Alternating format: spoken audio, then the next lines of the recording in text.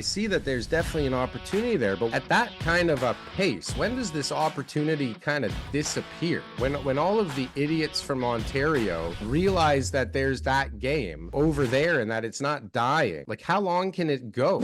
I'm like, yeah.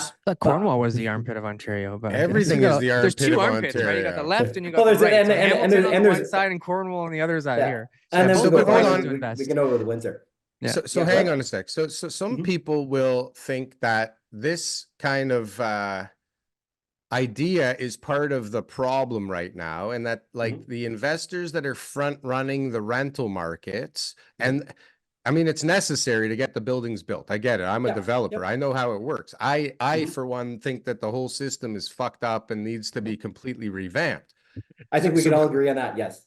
Right. So we're perpetuating the problem by bringing like the biggest problem from Toronto over to Calgary. And I see that there's definitely an opportunity there, but when like at that kind of a pace, when does this opportunity kind of disappear? When all of the idiots from Ontario realize that there's that game over there and that it's not dying, like how long can it go? Won't prices just, haven't they jumped like crazy out there already in the last few years? They have, but they've only reached 2014 pricing levels. Calgary went down so far in regards to values. They stayed at the bottom too long. So yes, we've seen an increase in valuations, but we're only reaching 2014 pricing levels for condos today. So and isn't oil like on the downswing? What is Calgary and Alberta gonna do for money soon? So Calgary is diversified away from oil and gas. So when we get that objection, when people are like, well, what if the boom times end? Because Calgary is typically boom and bust, and oil prices go down. Well, all the employment growth in Calgary has nothing to do with oil and gas. So in previous boom and bust cycles, you had investment in the oil sands, new oil sands being developed. That's not happening this time. No one's investing in the oil sands. You maybe have investments in the efficiency of the oil sands, but everyone that got laid off in that initial crash after 2014, because the price of oil cratered and you lost all these oil energy jobs, none of those people were hired back in this new boom cycle. What it is, it's a diversification. You have significant growth in the tech sector in Calgary because it's affordable. Again, it's affordable for companies to open up offices there. Their commercial office space is a fraction of the cost.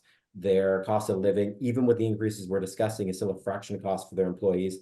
They have the lowest corporate tax rates in Canada. They have no provincial sales tax. So again, talking about Texas, if we go and we look at what's happening in the States, and you see companies moving away from California, you see companies moving away from New York, Boston, Connecticut, all these high tax areas, and they're moving into Texas, Austin, Houston, moving into Florida because of these low tax environments. We're seeing companies look at the same thing in Canada, and that's what Alberta has to offer because they are a low tax environment as well. And that's where the population is going, the staff they're going to hire. Is Toronto and Vancouver going to lose their head offices? No, but Calgary becomes a destination point for companies to open up head offices. And that comes to the last point of why I like Calgary. It actually has a global focus. So when I'm looking at my investment markets, I look at how can a global focus come in there. And there's only 4 international airports in Canada: Toronto, Montreal, Vancouver, and Calgary. And Calgary lags significantly on values compared to Toronto, Montreal, Vancouver, even though they have the highest wages and salaries in Canada and the highest millionaires per capita in Canada. That is all in Calgary. So yes, prices have gone up, but they went down so far that there's still significant room to grow. Calgary is still half the price of Toronto. And I'll add this, and you brought up being a developer, with none of the taxes that we deal with here in Ontario. So when I close on my pre-construction properties, which again is the funding model, which requires buildings to be built, which causes these situations, I have my double land transfer tax in Toronto. I have my HST rebate that I have to, now that's a cash flow, I might get that back, but it's still $24K that comes into my pocket.